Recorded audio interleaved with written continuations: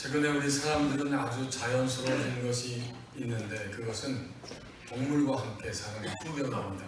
어느 곳을 가도 개와 또 고양이를 데리고 산책하거나 품에 안고 다니는 장면들을 많이 목도할 수 있습니다. 인간이 이런 반려동물과 친하게 계속해서 잘 지내려고 하면 가장 중요한 것이 있을 것입니다. 그것이 뭐라고 생각하십니까? 아마도 서로의 의사소통이라고 생각됩니다. 만약 강아지가 꼬리를 막 흔든다면 그것은 반가움의 표시이지만 고양이가 꼬리를 흔든다면 이것은 위협의 표시입니다. 사람이 반려동물들과 함께 끝까지 잘 가려면 서로의 사인을 알아들어야 하는 것처럼 우리가 교회에 발을 들여놓고 하나님의 백성이 됐을 때 우리는 하나님과 의사소통이 잘 이루어져야 합니다.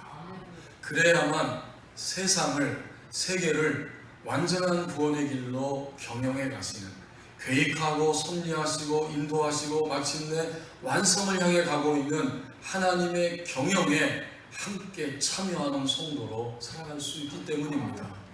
우리에게 주신 오늘 본문 18절 말씀을 보십시오. 현재 내가 가장 크게 듣는 것이 있습니다.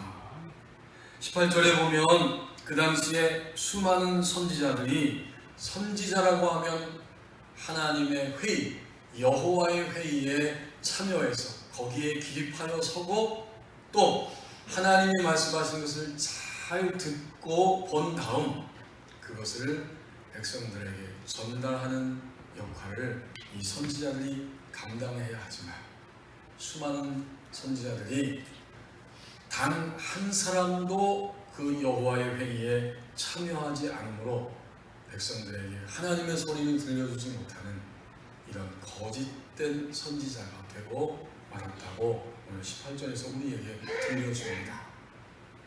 그 거짓 선지자들은 결국 자기 마음과 생각의 소리를 가장 크게 듣고 있었습니다.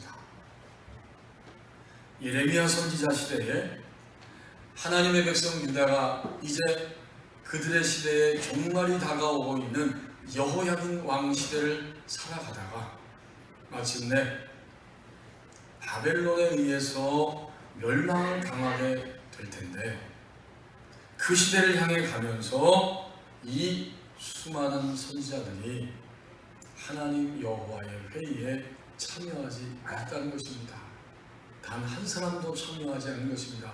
유일하게 오늘 이 예레미야서를 기록하고 있는 예레미야 외에는 하나님의 회의에 참여하지 않았다는 거예요.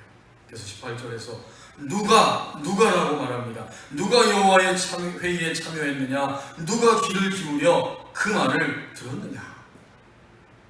성경에 보면 우리가 알아듣기 쉽게 하나님이 세상을 경영하시면서 회의를 하시는 장면을 종종 구약성경에서 우리에게 보여주고 있습니다. 대표적으로 열왕기상 22장 19절에서 23절까지의 말씀을 보면 북이스라엘의 가장 악한 왕이었던 아합이 이제 아람과 싸우러 가기 직전에 있었는데 미가야 선지자가 하나님의 회의를 영적인 눈으로 그 순간에 하늘의 회의를 눈을 뜨고 천상의 회의를 바라보면서 말합니다. 여호와께서 그 회의 가운데 한 영에게 누가 아합을 꾀서 멸망시키겠느냐 그랬더니 한 영이 나와서 대답하기를 제가 하겠습니다. 어떻게 하려느냐? 제가 거짓말하는 영이 되어서 아합 왕에게 붙어있는 그쪽에 서 있는 선지자들 400명의 입에 들어가서 거짓말을 하게 할 것입니다. 결국 그 일을 통해서 아합은 멸망을 당합니다. 또 이사야서 6장에 보면 이사야 선지자는 하나님의 성전에 들어갔다가 하나님의 보좌를 환상 가운데 봅니다. 하나님이 계시고 높은 계급의 천사장들의 계급에 스랍들이 하나님과 함께 있는 장면을 목도합니다. 여러분, 18절에 여호와의 회의는 그런 것입니다. 세계를 경영하시는 하나님의 계획과 섭리와 손길, 그 일들을 이루시기 위해서 하나님이 회의를 하신다. 우리가 알아듣게 그렇게 설명하고 있는 거죠. 그리고 이것은 오늘 우리에게 무엇이냐? 결국 하나님과 교제하면서 그리스도인 개인의 삶은 자신의 인생을 살아가야 할 텐데 그렇지 않은 일들이 많다는 겁니다. 아모스 3장 7절 말씀 예배 오는 때 우리가 함께 생각하면서 읽었지만 주 여호와께서는 자기의 비밀을 자기의 종 선지자들에게 보여주시지 아니하시고는 결코 행하심이 없으시리라. 여호와의 회의에 참여한다는 것은 그러므로 오늘 우리가 그리스도인 한 사람 된 내가 하나님과의 개인적인 교제 속에 매일매일 들어간다는 것이고 그분과의 친밀한 교제 속에 들어가서 산다는 의미입니다. 이들이 왜 거짓 선지자가 되었느냐? 여호와의 회의에 하나님과의 개인적인 교제권 가운데 그의 인생이 들어가지 않았기 때문에 결국 이들은 자기 마음의 생각과 마음의 소리가 가장 큰 소리로 들리고 그것을 진리라고 여기며 움직이는 사람들이었고 자기의 마음과 생각에 떠오르는 소리를 붙잡고 그대로 말하며 살아가고 있는 사람들이었습니다.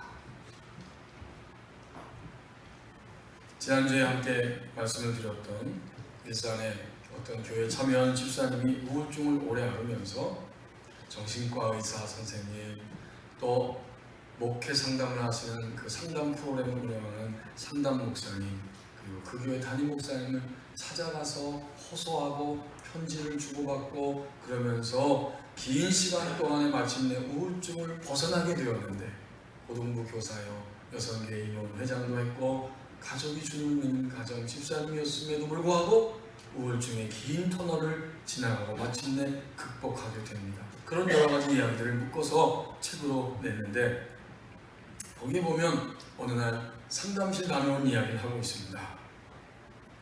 상담실에 다녀왔어요. 목회 상담 목사님께서 우울증이 오래된 거라고 말했을 때 그 목사님이 굉장히 밉다고 그랬습니다. 이 집사님이 이야기죠. 또 우리 교회 담임 목사님은 저를 볼 때마다 많이 좋아졌다고 하시는데 실제로 제가 좋아진 것이 별로 없음에도 자꾸 좋아졌다고 말씀하시기 때문에 담임 목사님도 밉다고 말했습니다. 그리고는 이 상담가 목사님에게 요즘 저는 악몽과 두통과 불안 때문에 몹시 괴롭습니다.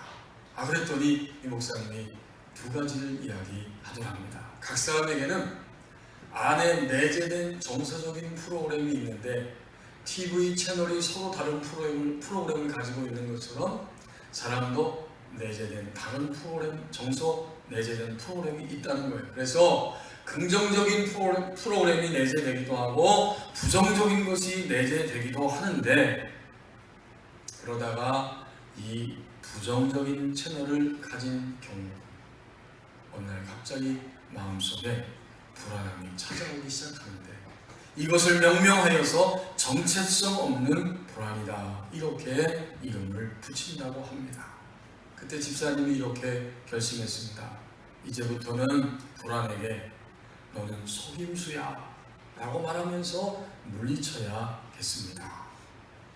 또 한 가지 이야기는 살다 보면 인간관계에 있어서 전혀 엉뚱한 일이 일어나고 엉뚱한 곳으로 일들이 번져가기 시작하는데 그때 문제가 생기는데 집사님은 너무나 꽃밭 같은 길만 걸어왔기 때문에 충격이 큰 것입니다. 만약 강한 사람이었다면 그것을 당장에 물리칠 수도 있었을 것입니다. 해친다는 거죠.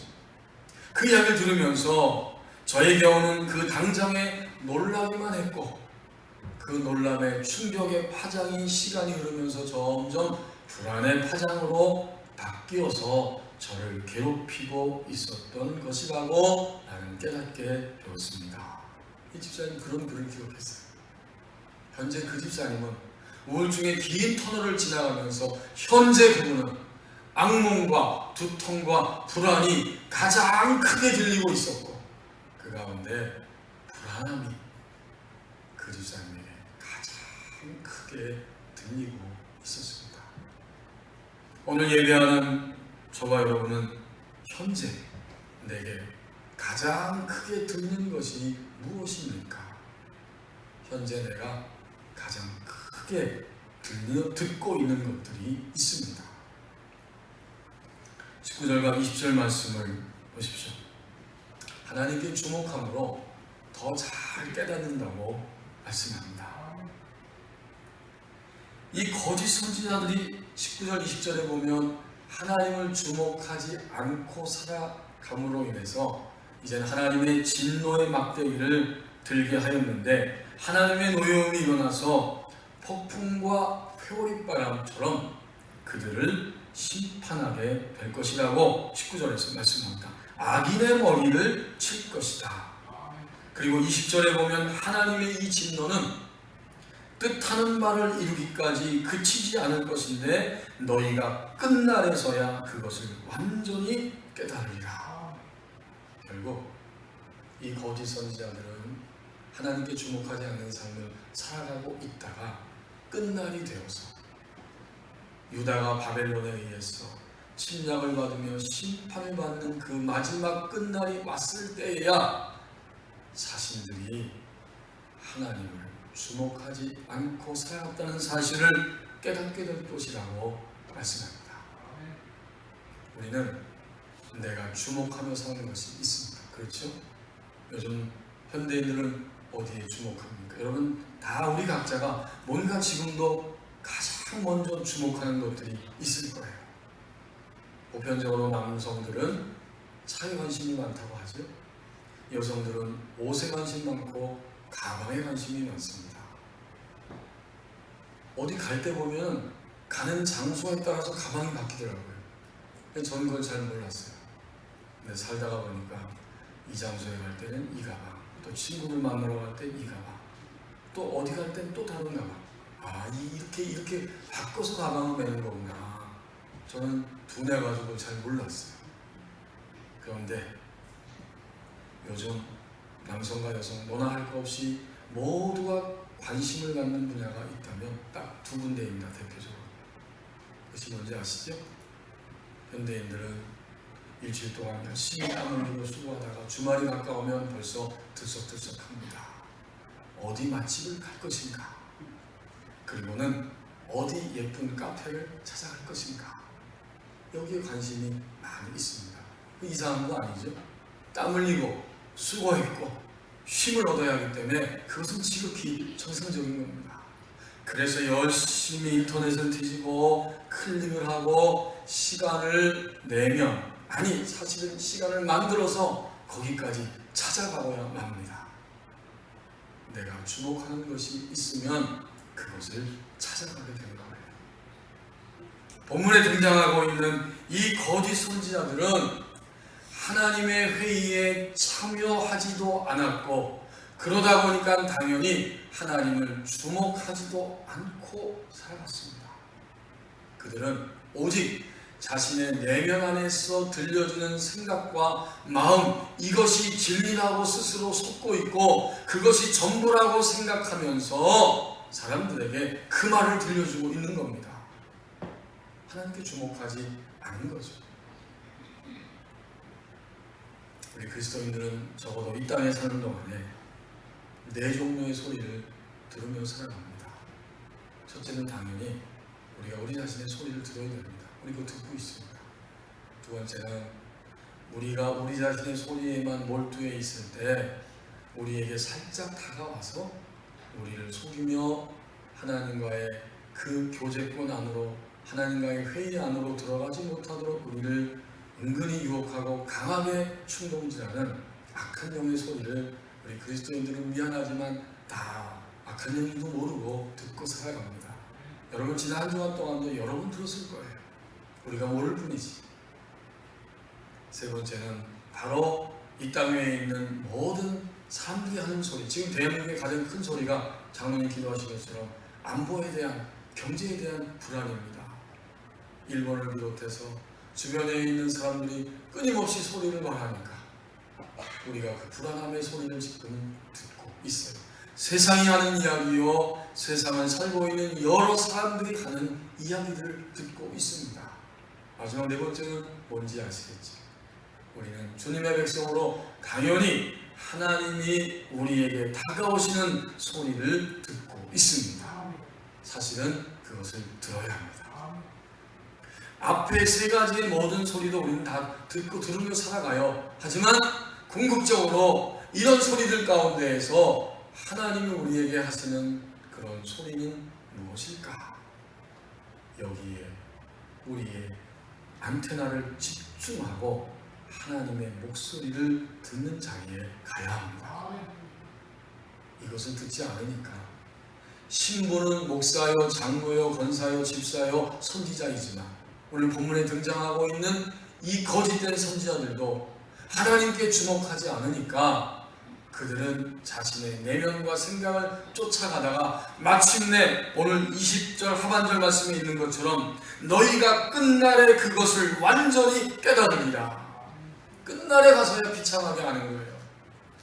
끝날에 가서 바벨론에 의해서 유다가 포로가 되고 멸망될 때야 예레미야만 옳았고 우리는 다 틀렸다. 예레미야가만 하나님 앞에서 주목하는 인생이 되었고 우리는 하나님을 주목하고 살지 않는 인생이었다. 그런데요, 끝날에 가서 들으면 비참합니다. 끝날에 가서 들으면 심판밖에 남지 않습니다.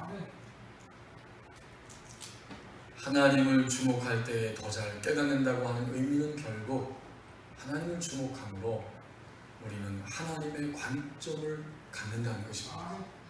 이제는 점점 하나님의 관점을 갖기 시작합니다. 더 주목할 때 더 잘 깨닫게 됩니다. 하나님이 하시는 관점, 바로 거기에 우리는 점점 설 수 있게 됩니다. 미국의 조엘 오스틴 목사님이 이런 흥미로운 이야기하는 것을 제가 읽어본 적이 있습니다. 어느 어두운 밤중에 그 바다에 배 한 척이 운행하고 있었습니다. 그 칠흑 같은 어둠을 헤치면서 막 앞으로 전진하고 있는데 갑자기 불빛이 앞에서 번쩍입니다. 깜짝 놀라서 긴급하게 상대방에게 타전을 했습니다. 방향을 오른쪽으로 10도만 드십시오. 그러자 즉각적으로 답신이 왔습니다. 그럴 수 없어. 당신이 서쪽으로 10도만 방향을 트시오. 아이 화가 난 함장이 다시 메시지를 보냈습니다.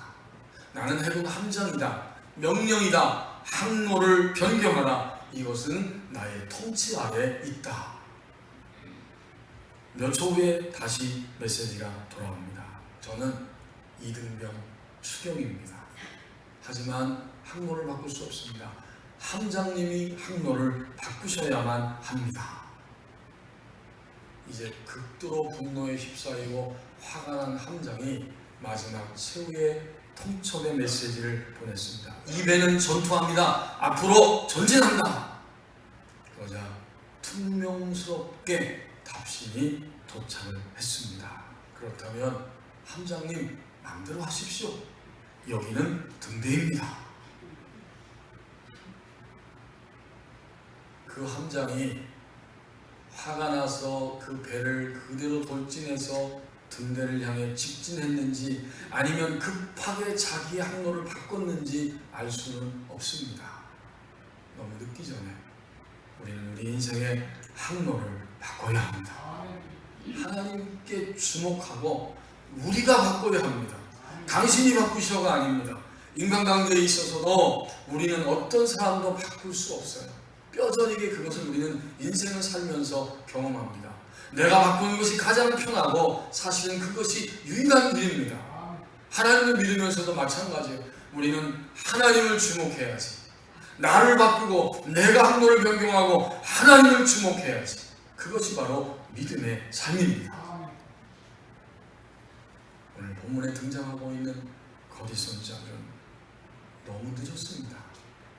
마침내 끝날에야 아주 절실하게 내가 틀렸다 하는 사실을 오늘 20절 하반절 말씀처럼 그것을 완전히 깨달으리라. 심판이 온 다음에 완전히 깨닫는 인생은 너무나 비참합니다. 하나님께 주목할 때 더 잘 깨닫는다고 말씀합니다. 21절에서 23절 말씀입니다. 자기가 살고 사람을 살리는 자가 된다고 말씀합니다. 여러분, 이 거짓 선지자들이지만 그들은 누구입니까? 그들은 하나님의 세계 경영, 자기 시대의 경영, 그리고 사실은 자기 자신의 삶, 오늘 우리도 마찬가지입니다. 하나님이 세계를 경영하고 우리 시대를 경영하고 계시고 나의 삶을 경영하고 계시는데 여기에 참여하는 자가 바로 선지자들이었고 우리들입니다. 하지만 그들이 회의에 참여하지 아니하고 하나님께 주목하지 아니할 때 그들이 맞은 결과는 결국 심판이고 멸망이었습니다. 이제 우리는 내가 살고 사람들을 살리려면 어떻게 해야 되느냐? 거짓 선지자들이 행동한 것과 반대로 행동하면 됩니다. 그래서 21절에서 23절까지 자기가 달려가는 것을 멈추며 우선순위를 분명히 하고 그리고는 항상 하나님을 의식하는 인생이 되어야 한다고 말씀합니다. 그때 우리는 낭비하거나 소모하지 않는 인생을 살아가게 됩니다. 여러분, 구체적으로 21절 보십시오. 거짓 선지자들이 행동하는 것, 우리는 이 말씀을 보면서 반대로 행동해야 된다는 거죠. 21절에 보면 이 선지자들은 내가 보내지 아니하였어도 다름질하며 내가 그들에게 이르지 아니하였어도 예언하였다. 하나님이 가라고 하지도 않았어요. 또 그들에게 메시지를 주신 것도 아니에요. 그런데 달려가고 그런데 예언이라고 지금 자기 마음의 생각과 소리를 그대로 발설하고 있었던 것입니다. 이 모든 것들은 바로 자기의 추구함입니다. 우리는 나의 추구함을 일단 멈춰야 합니다. 추구하지 말라는 게 아니에요. 추구하되 일단 멈추고 하나님을 주목하는 자리에 가야 합니다. 22절에 보면 하나님이 또 이렇게 18절 말씀을 다시 한번 반복시키시면서 우선순위가 무엇인지를 분명히 해야 한다고 우리에게 깨닫게 합니다. 그들이 만일 나의 회의에 참여하였더라면 내 백성에게 내 말을 들려줬을 것이고 그들을 악한 길과 악한 행위에서 돌이키게 하였으리다. 그들이 얼마나 악한지요? 14절에 보면요, 그들은 관음을 행하며 거짓을 말하며 악을 행하는 자들이었는데 선지자들이 오히려 그들의 손을 강하게 하고 그 악에서 돌이킴이 없게 하고 있기 때문에 백성들도 선지자들도 다 소돔과 고모라와 다름이 없다고 14절에서 말씀하고 17절에 보면 그 백성들은 항상 그들이 나를 멸시한다 이렇게 표현했습니다. 그런데 거짓 선지자들은 어떻게 했어요? 너희가 17절에 보면 평안해, 여호와의 말씀이야. 또 자기 마음대로 완악하게 살아가고 있는데 그들에게 선지자들이 말하기를 재앙이 너희에게 임하지 아니할 거야. 왜 그렇습니까? 그들이 만일 나의 회의에 참여하였더라면 내 백성에게 내 말을 들려줬을 텐데 그들을 악에서 돌이키게 했을 텐데 라고 하나님이 탄식하는 겁니다. 이제 우리는 반대로 가야 되죠. 우리의 우선순위는 너무나 분명합니다. 하나님의 회의에 매일 참여하지 않고는, 하나님의 회의에 참여해서 하나님과의 교제권 안에 들어가지 않고는 우리는 말하지 않겠습니다. 우리는 행동하고 움직이지 않겠습니다. 참여하고 나서야 우리는 말하며 행동하는 자리로 가겠습니다. 이 우선순위가 분명한 거예요. 오늘도 우리 그리스도인의 우선순위가 뒤죽박죽 되는 순간 우리는 점점 밑으로 떨어지고 자신이 솟고 악에 넘어지게 됩니다. 23절 말씀은 어떤 뜻이겠습니까? 여호와의 말씀이니라 나는 가까운 데 있는 하나님이요 먼 데 있는 하나님은 아니냐. 거짓 선지자들이 그렇게 착각하고 있는 겁니다. 하나님은 가까운 데 있는 것만 알지 우리가 멀리 그리고 우리가 깊숙이 숨겨놓으면 하나님은 알 수가 없는 분이야. 바로 이것이 거짓 선자들의 사고방식이었어요. 그러나 하나님은 가까운 데 있어도 알고 멀리 있어도 아시는 분입니다. 결국 23절의 말씀은 우리는 항상 하나님을 의식하고 의식해 하는 자로 살아가야 한다는 사실을 알려줍니다. 여러분, 우리는 언제나 하나님을 의식하는 거예요. 그리고 내가 의식하고 사람들에게 하나님을 의식하도록 도와주는 겁니다. 그리고 이 가까이 있다, 먼데 있다 이 표현은 우리의 삶의 모습이에요. 우리는 하나님이 내 안에 계신 것을 느끼고 감사하고 기뻐할 때도 있고, 반대로 하나님은 너무 나에게 멀리 계시고 하나님이 계셔도 내 인생은 달라지지 않고 소용이 없어 라고 하나님을 멀게 느끼기도 합니다. 그리고 실제로 하나님을 떠나서 멀리 바깥으로 나가버리기도 합니다. 이것이 우리가 반복되는 삶의 모습이고, 또 우리 교우들 어떤 삶의 모습을 봐도 가까이 있기도 하지만 멀리 떠나기도 합니다. 우리 교우들과도 그래요. 어떤 날은 예배 자리에, 그러나 어떤 날은 전혀 예배 자리에 오지 않습니다. 그러나 이것이 우리의 반복되는 사이클과 삶이라고 할지라도 결국 우리는 거짓 선자들처럼 이런 의식을 가지고 사는 것이 아니라, 항상 하나님은 나의 형편이 어떠하든지 내 영적 상태가 바닥에 있든지 위에 올라가든지 하나님은 항상 거기에 변함없이 내 곁에 함께 계십니다. 이 의식을 가지고 법칙처럼 이 의식을 붙잡고 우리의 인생을 살아가야 하는 것입니다.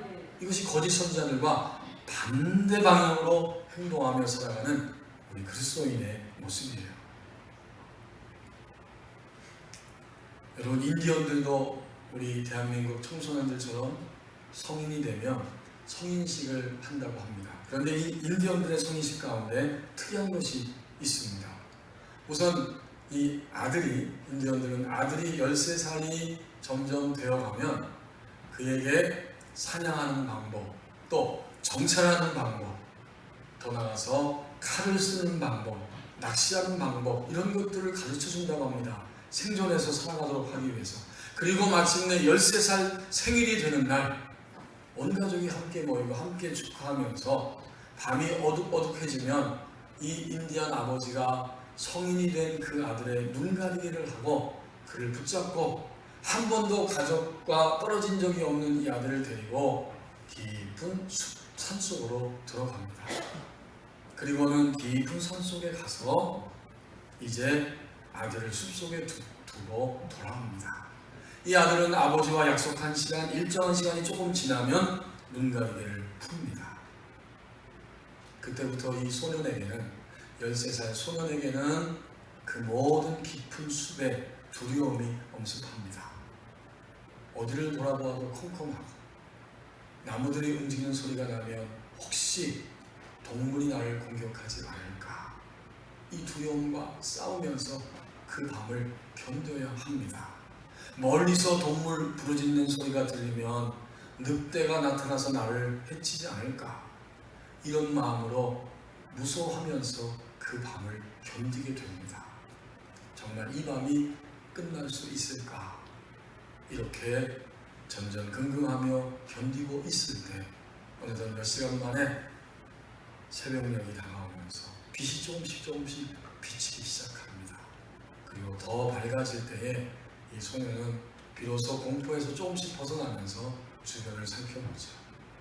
풀들도 보이고 나무들도 보이고 자기가 걸어왔던 길도 돌아볼 수 있게 되는데, 갑자기 주위를 돌아보다가 옆을 보니까 불과 몇 미터 떨어진 지점에서 한 건장한 사나이가 활과 화살을 들고 자신을 향해서 겨누고 있는 것을 목도합니다. 그가 누구이겠습니까? 그는 바로 그 소년의 아버지였습니다. 소년은 혼자서 밤을 지새는 것이 아니었습니다. 아버지가 그와 함께 온 밤을 지새고 거기에 있었습니다. 혼자가 아니고 항상 그 자리에 아버지가 함께 있었던 것입니다. 이것이 독특한 성인식의 장면입니다. 여러분, 우리 그리스도인의 삶의 실상이 바로 이와 같습니다. 우리가 어떤 형편과 처지에 있든지, 때로는 자만심을 가지고 있든지, 아니면 타락의 밑바닥을 헤매고 있든지, 우리가 믿는 아버지 하나님은 항상 거기에 함께 계십니다. 이것을 의식하면서 사는 것이 바로 그리스도인의 삶입니다. 자신이 살고 사람들을 살리는 자가 된다고 말씀합니다. 수년 전에 우리 교회 임직식이 있었는데, 그때 서울 마포에 있는 높은 뜻 광성교회 담임 목사님이 시찰장으로 와서 임직자들을 위해서 설교하신 적이 있습니다. 설교가 끝나고 순서가 끝나고 함께 식사를 하면서 이런저런 이야기를 하는데, 그 광성교회 목사님이 저에게 이렇게 이야기를 들려주더라고요. 목사님, 저의 인생은 톱니바퀴와 같습니다. 무슨 소린가 들어봤더니, 하나님이 세상을 운행하시는데 내가 이 시대에 태어나서 꼭 있어야 할 자리, 감당해야 할 부분이 있어서 나에게 그곳에서 교회를 섬기도록 맡기셨습니다. 나는 하나님의 거대한 톱니바퀴 속에서 그 자리에 서서 톱니바퀴에 맞춰서 돌아가는 그러한 톱니바퀴입니다. 참으로 공감이 되는 말씀이었습니다. 여러분, 하나님의 세계 경영, 이 시대 경영, 우리 자신의 삶을 하나님이 경영해 가십니다. 우리는 바로 거기에 참여하는 성도입니다. 하나님을 주목함으로 더 잘 깨닫고 하나님의 관점을 가지면서 자신이 살고 사람을 살리는 생명적인 삶을 향해 나가야 할 것입니다.